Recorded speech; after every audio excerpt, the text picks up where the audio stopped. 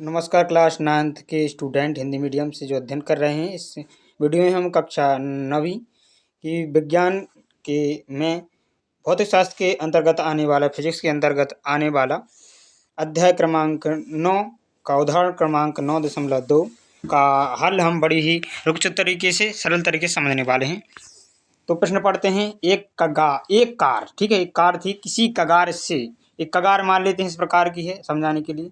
इस पे कार जा रही थी, ठीक है, तो इस पे से वो गिर जाती है। तो ये मान लेते धरती है, जैसे हमने आपके लिए रोड देखा होगा, तो इधर आपकी कार जा रही थी, इधर यहाँ गिर जाती है, ठीक है। यहाँ मान लेते खाई है।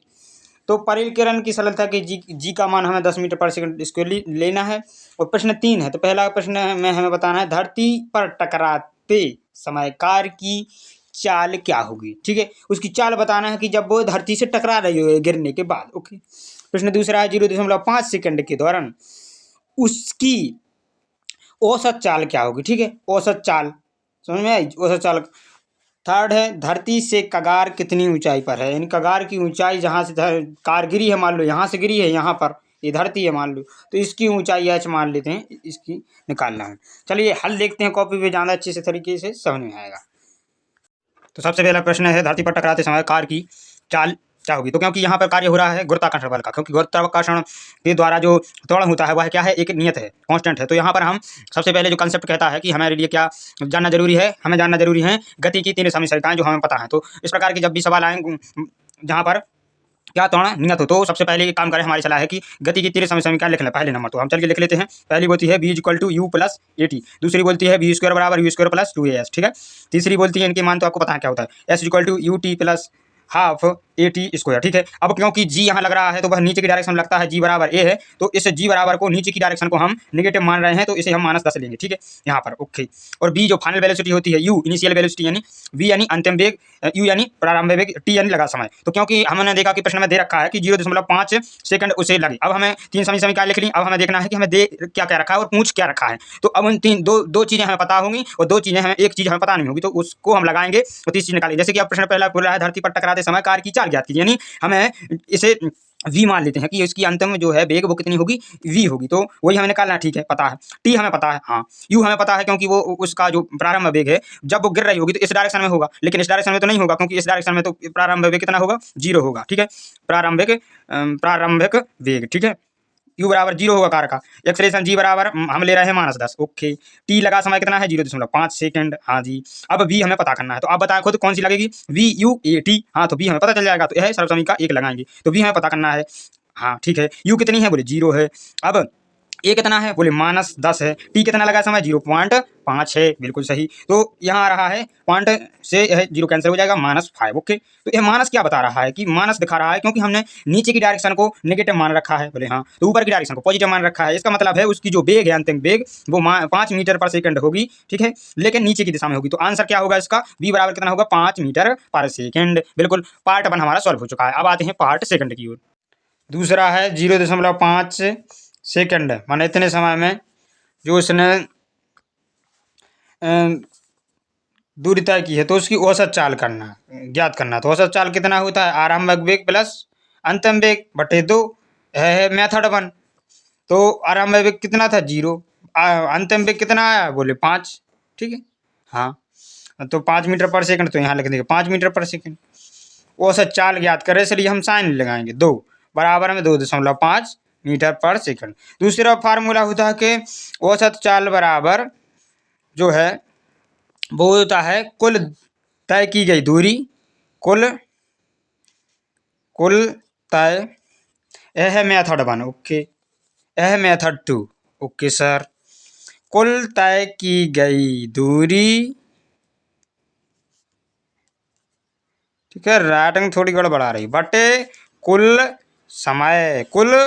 समय, ठीक है, हाँ। तो अब कुल तय दूरी किसने की, उसने। अब इधर से कार टपकी है इधर, तो ये हाइट पहले नंबर तो हमें निकालना पड़ेगी, हाँ। तो प्रश्न क्रमांक पहले तीसरे को शुरू करना पड़ेगा। तो वो पूछ रहा है कि इतने समय में उसने कितनी ऊंचाई तय की है ना।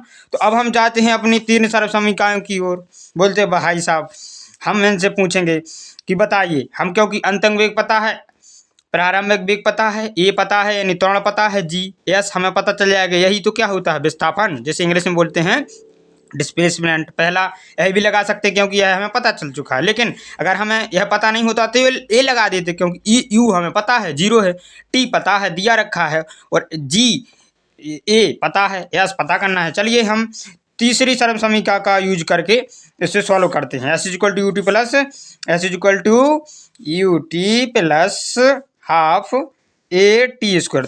ओके, एस तो हमें निकालना है जिसे हमने एच मान रखा है यानी ऊंचाई। ओके, यू कितना है 0, तो ये पूरा क्या टर्म हो जाएगा 0, ठीक है 0 प्लस जी की वैल्यू हमने -10 मान रखी है नीचे की ओर। ओके, तो 2/2 गुणित टी स्क्वायर यानी 0.5 गुणित 0.5, बिल्कुल सही। हमने इसको 5 टाइम काट दिया। यह माइनस के साथ 5 मल्टीप्लाई 3 टाइम करेंगे तो क्या आएगा 25 यानी 125, 25 25 पंचे 125, कितने दशमलव कितने बाद दशमलव आएगा 2 अंक बाद, तो ठीक है इतना आ गया। तो इतने मीटर आएगी यानी 1.25 मीटर है ऊंचाई। माइनस क्या सारा माइनस दर्शाता है नीचे की ओर, यानी ऊपर से कार गिरी है इधर से इधर तक, तो नीचे की ओर उसका विस्थापन है, यानी इतना नीचे की ओर आई, ऊपर की ओर जाती तो प्लस आता, तो इसलिए हमने यह प्लस माइनस लगा रखा, ठीक है इतने मीटर। मेथड नंबर इसका 1 है। ओके, मेथड नंबर 2 लगा सकते हैं, बी स्क्वायर बराबर यू स्क्वायर प्लस 2as। देखना उससे भी आंसर यही आएगा।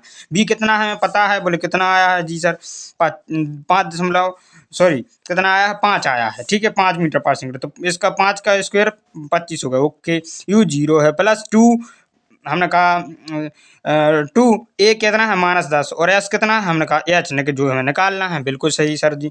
एच को यहाँ ट्रांसफर करें इन सब चीज़ों को, तो देख लीजिए 25/10 गुणे 2। ओके सर, तो इसे हमने काटा, यह माइनस साइन आप लगा रखे हैं। ओके, तो इधर देखिए 2 से इसे काटा तो 2 एकम 2 यानी 12.5 ये आएगा, ठीक है 2 से इसे काटेंगे तो 12.5 और बटे में 10 माइनस के साथ।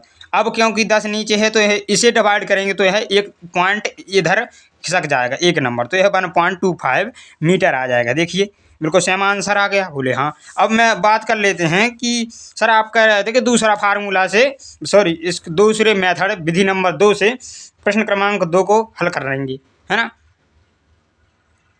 तो चलिए इसे भी हम हल कर लेते हैं। कुल ऊंचाई कितनी उसने तय की है, बोले हमने कहा 0.25। कुल समय कितना लगा है, बोले 0.5, बोले हाँ सर जी। तो अब हम इसे काटापेटी करेंगे तो 5 से इसे काटेंगे तो 25 आएगा, बिल्कुल सर।